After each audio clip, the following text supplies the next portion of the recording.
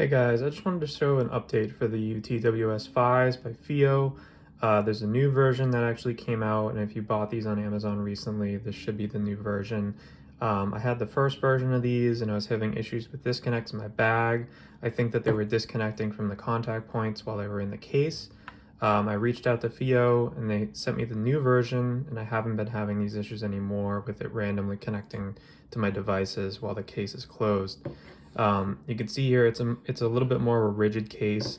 The top is definitely more sturdy in my experience, and I just want to point out here that the contact points before were just on the bottom, all three, and you can see here now in the triangle shape there's two on the bottom and one on the top for both sides, and I have not been having these issues. So if you have a version 1 of the UTWS5s, definitely reach out to FiiO, see if they can do anything for you.